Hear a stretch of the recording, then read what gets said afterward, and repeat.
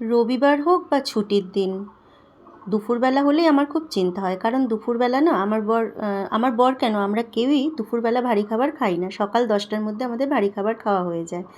তো কাল যেহেতু রবিবার ছিল, সেই জন্য বাড়িতে যেহেতু অনেকখানি চিন্তা। তো নমস্কার বন্ধুরা, সকলকে অনেক অনেক স্বাগত জানাই আমার নতুন একটা ভিডিওতে।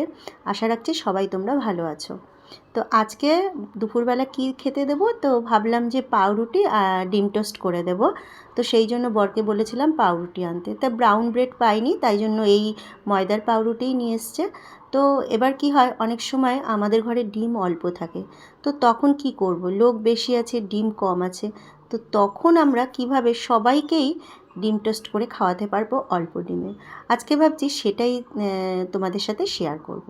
তো আমি দুটো ডিম নিয়ে নিয়েছি, আর সাথে নিলাম বেসন, আর এই যে একটা ডিম, পেঁয়াজ কুচি, লঙ্কা কুচি এগুলো নিয়ে নিলাম। একটা ডিম দিয়ে দেখো আমি চারটে ডিমের বলছি, চার পিস পাউরুটির আমি অমলেট বানাবো। তো এই যে আমি ভালো করে ঘুটে নিচ্ছি, নুন দিয়েছি আর একটু সামান্য হলুদ দিয়েছি। আর আমি না এটা ননস্টিকের মধ্যে করব।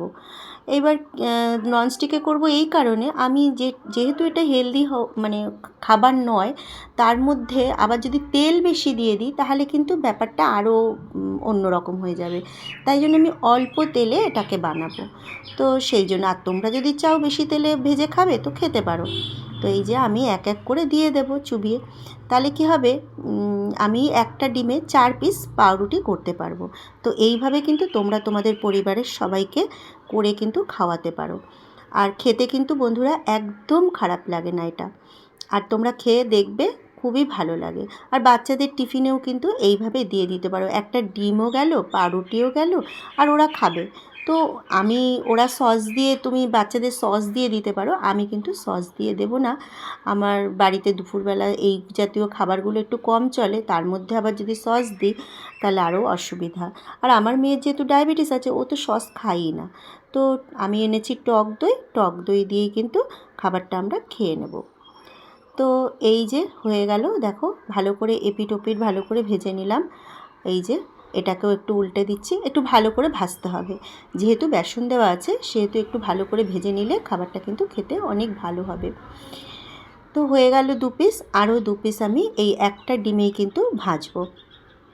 তো এই যে 2 পিস নামিয়ে নিলাম, নিয়ে এবার আবারও 1 চামচ তেল দিয়ে দিলাম, দিয়ে তারপরে এক এক করে আমি আবারও পাউরুটিগুলোকে দিয়ে দেবো। তো এইভাবেই আমি একটা ডিমে 4 পিস পাউরুটি করে নেব। আর বন্ধুরা অনেক সময় কি হয়, আমাদের ডিম ডিম নেই বলবো না, আমার ঘরে ডিম আছে, কিন্তু অনেকের বাড়িতে তো অনেক সময় সব কিছু সম্ভব হয়ে ওঠে না, না।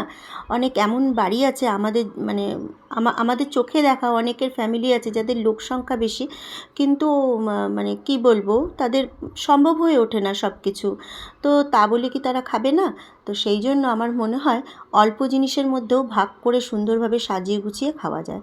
তো সেই জন্যই, আর আমি কিন্তু এটাও আমার একটা দিদির কাছ থেকে শেখা। তো রেডি হয়ে গেছে আমার খাওয়া, আর এইভাবে এক এক করে পাউরুটিগুলোকে ভেজে নিয়েছি, আর তারপরে এই যে মেয়েকে খাবার দিয়ে দিয়েছি টক দই আর ডিমের পোচ। কেমন লাগলো ভিডিওটা জানিও। টাটা।